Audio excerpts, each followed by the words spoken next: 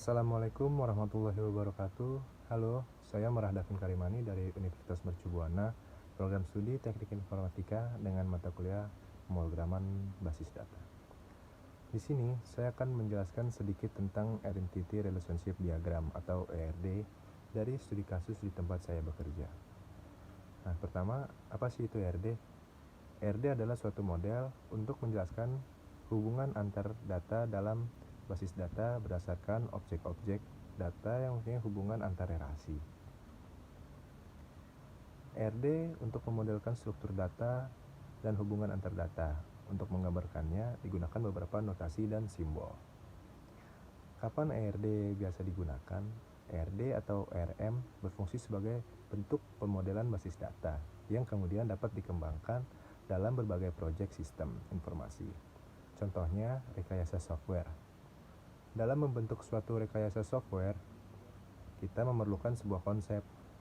Konsep yang akan dipakai dalam proyek ini berbentuk ERD atau juga disebut RM atau Entity Relationship Model. Jadi, kita dapat memanfaatkan ERD sebagai kerangka atau konsep dasar dalam suatu sistem informasi. Tips dan tutorial ERD. 1.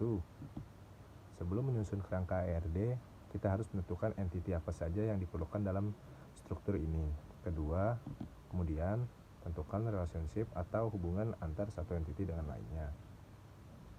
Setelah terbentuk relationship, tentukan cardinality ratio dan participation constraint dari entity. 4. Beri atribut yang diperlukan pada tiap entity.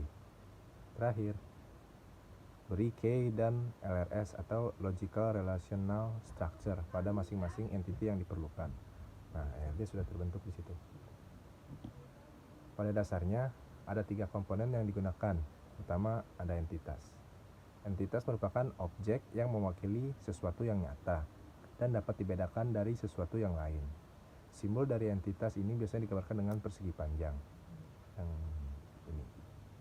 ini entitas. Lalu ada atribut.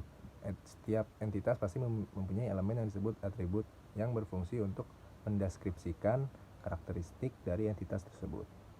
Isi dari atribut mempunyai sesuatu yang dapat mengidentifikasikan isi elemen satu dengan yang lain. Gambar atribut diwakili oleh simbol elips, yang ini elips.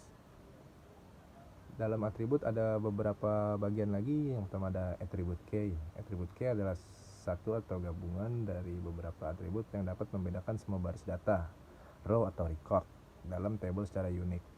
Dikatakan unik jika pada atribut yang dijadikan key tidak boleh ada baris data dengan nilai yang sama. Contoh, nomor pokok mahasiswa, NIM, dan nomor pokok lainnya. Lalu ada atribut simple, atribut yang bernilai atomik, tidak dapat dipecah atau dipilih lagi. Contoh, alamat, penerbit, tahun terbit, judul buku.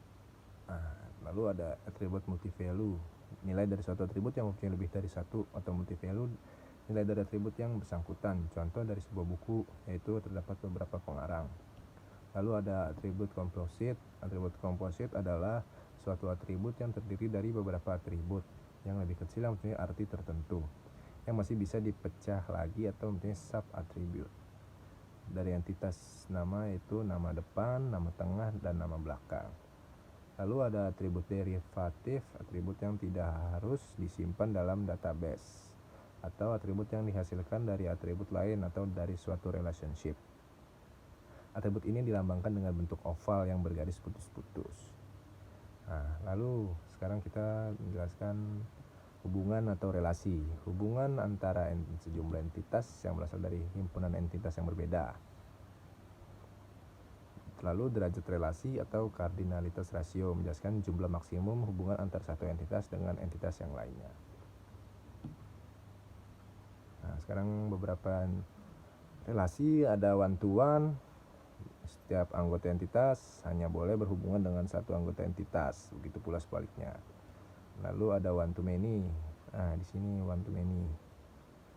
Setiap anggota entitas dapat berhubungan dengan lebih dari satu anggota entitas, tapi tidak sebaliknya. Oke, ini dapat berhubungan dengan ini, tapi tidak dengan sebaliknya. Lalu ada entitas many to many. Many to many, entitas dapat berhubungan dengan banyak entitas, Dan demikian pula sebaliknya, seperti ini many to many. Oke, selanjutnya saya menjelaskan ERD studi kasus saya. Pertama-tama saya buat nama perusahaan di tempat saya bekerja menjadi sebuah entitas. Lalu kita buat atribut-atributnya di sini. Selanjutnya dia berelasi menugaskan kepada Network Operation Center. Dia berelasi one to many. Setelah itu NOC berelasi many to many dengan customer. Nah, kenapa many to many? Karena customer bisa menginfokan jika ada problem kepada NOC, dan NOC juga bisa menginfokan jika problem telah solve atau telah selesai. Selanjutnya NOC juga berelasi many to many dengan teknisi. Mengapa dia many to many? Karena NOC dapat mengonfirmasi jika ada problem kepada teknisi, mengonfirmasi untuk meminta dicek.